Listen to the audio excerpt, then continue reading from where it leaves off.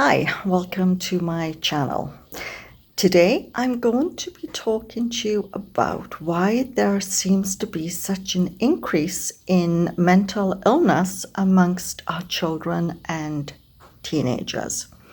So, I'm Tracy Maxfield, author, mental health and stop bullying advocate, educator and peer specialist, and I'm also a nurse. So research has started to show that there is a significant increase in mental illness amongst our children and teenagers, especially the mental illnesses of depression, anxiety, obsessive compulsive disorder, and bipolar disorder. This obviously is quite alarming because we expect our kids to actually enjoy their childhood and their adolescent years, go out and have fun without having to deal with the signs and symptoms that accompany a mental illness. However, times have changed. I think there are a few reasons why there has been such a noted increase in the numbers of children and teenagers with a mental illness. I think the first thing we need to do is to look at what are the three causative and contributory factors to the likelihood of a person developing a mental illness. And there are in fact three factors. Obviously there's genetics. Then we have the internal environment, and you can think of that as in utero, when the baby is developing in the mother's uterus. And then we have the current or the external environment, and that is the environment in which the child is being raised.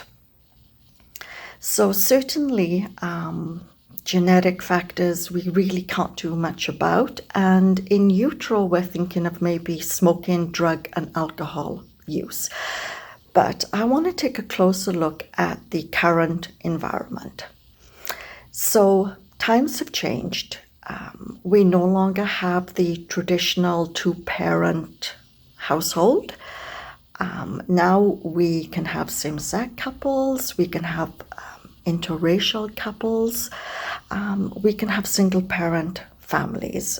So the family unit as we once knew it back in the 1950s and 60s has now changed. And the environment has also changed. Just look around you.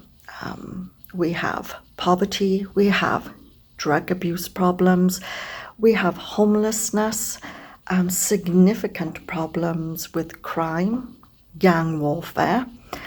And so this is the environment in which our child is actually being introduced into and being brought up into. Other factors that are actually proven with research, and these are called evidence-based practice factors, they're called ACEs, Adverse Childhood Experiences. And what they have found is that ACEs, the higher the score, the more increased likelihood of a person developing cancer, an autoimmune disorder, a chronic health condition, and or a mental illness in later life. Years ago, we used to do the ACE scores and really concentrate more on the person when they were in their 30s, 40s, 50s. But now what we're finding is when we take a child's or a teenager's ACE score and look at it in relation to their current environment, that shows why there is such an increased likelihood of kids developing a mental illness and in fact having a mental illness. So ACEs, I'll actually will be describing them more in detail in my blog, but ACEs are the adverse childhood events such as having a family member or a parent who has attempted suicide or has a mental illness, having a family history of mental illnesses, poverty, homelessness, substance abuse, those factors, maybe being born into a home where there is not a stable and supportive parental environment. Other factors include neglect, childhood abuse, sexual abuse, malnutrition. These are all factors which can actually trigger an ACE score. So let's take a look at the world around us. Every time we turn on the TV, we see war. We see children and families being torn from their homes, having to move to another country because of civil unrest. We have natural disasters. We have gangs. We have crime. And crime takes place even in our schools with school shooting. We seem to have an increase in bullying, especially cyberbullying and bullying that takes place in the community and even in schools. And bullying itself, research has shown that kids who are repeatedly bullied actually have a smaller brain and an altered brain chemistry nerve pathway, which makes them more susceptible to stress and anxiety and depression.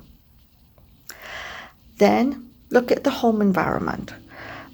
A child maybe who lives in an area where there is gangs and substance abuse. Also look at the TV, see what's going on there. They maybe have a friend who's being subjected to bullying. Maybe they are a minority, or maybe dad's in prison. So you can see how all these factors add up in the child's current environment, which are slowly adding stresses to that child's life. Also, when a child or a teenager is in an environment where there is known and persistent stresses, so maybe mum's working 2 jobs, dad's in prison, or maybe single family and they're just struggling to get along. Maybe there's a lot of drug deals going on down the road. There's so many. So think of those factors. And then this kind of stress, what it does is it actually impacts the brain's ability to develop normally.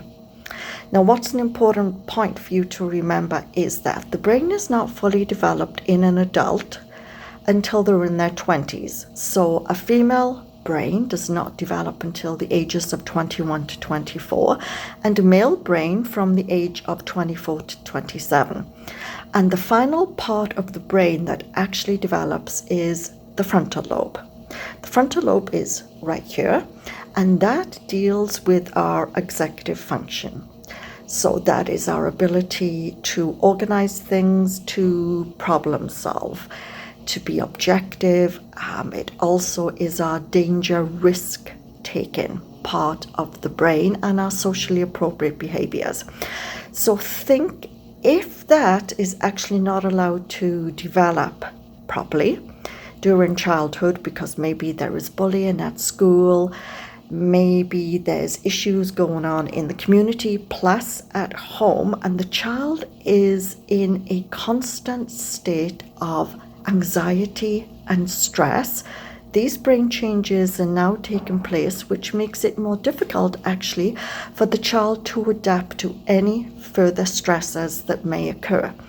So all of a sudden we decide to move the child to a brand new environment, maybe a new school, or move home. Maybe the beloved family pet dies, or a friend moves to a different school. That one stressor then triggers a mental illness, a depression or an anxiety, because of the other factors that have already taken place in that child's brain.